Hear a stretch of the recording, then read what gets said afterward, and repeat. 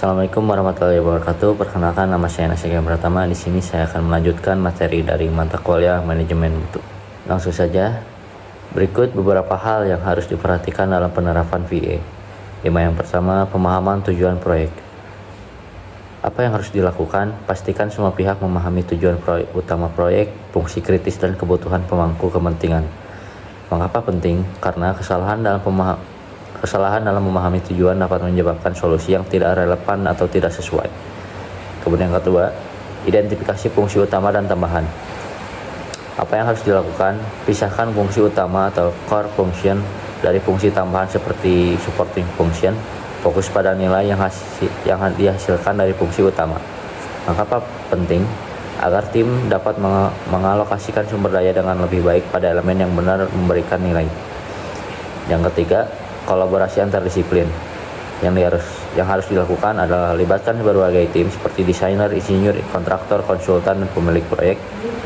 Mengapa penting? Karena berbagai perspektif dapat menghasilkan solusi kreatif yang bernilai. Selanjutnya yang keempat ada identifikasi risiko dan mitigasi. Yang harus dilakukan adalah periksa setiap alternatif dari segi risiko termasuk teknis, finansial, dan jadwal.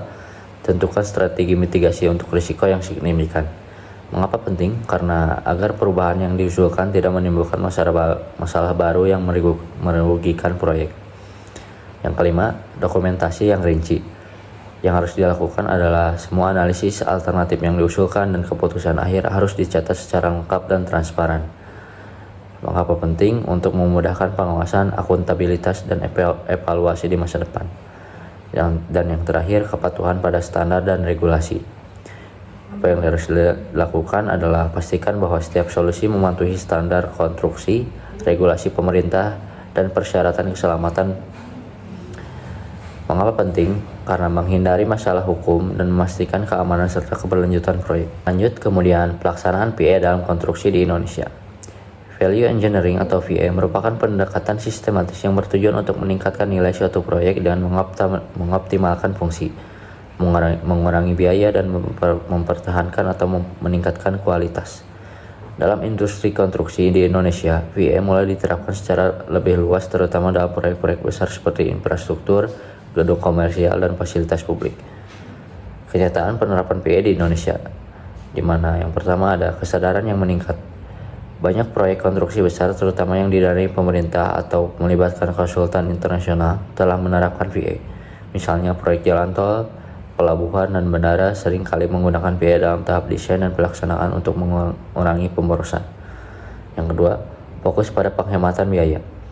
Dalam praktiknya, VA di Indonesia cenderung lebih fokus pada pengurangan biaya proyek dibandingkan mengoptimalisasi fungsi atau peningkatan kualitas. Ini sering disebabkan oleh tekanan anggaran dan tenggat waktu proyek. Kemudian yang ketiga, kolaborasi multidisiplin.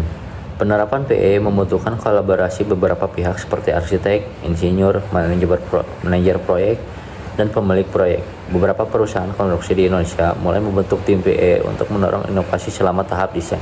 Pelaksanaan PE dalam konstruksi Indonesia terdapat juga kendala, di mana kendala dalam penerapan PE di antaranya ada kurangnya pemahaman dan kompetensi.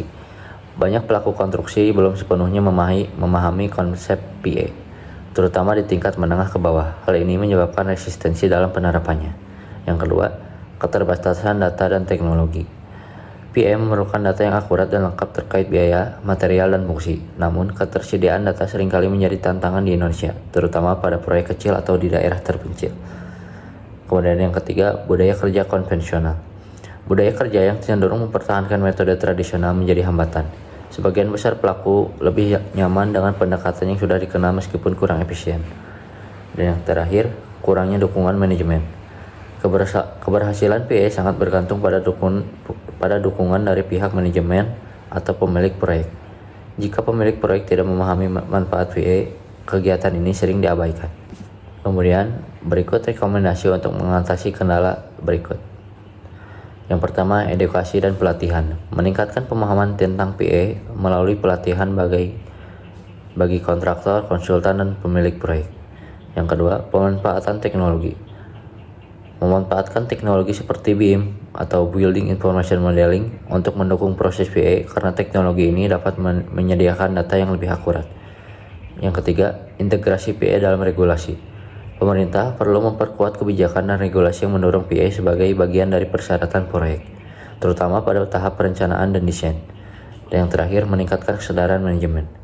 Memastikan bahwa pemilik proyek memahami manfaat jangka panjang dari PA sehingga mereka mendukung penerapannya. Sekian dari saya. Wassalamualaikum warahmatullahi wabarakatuh.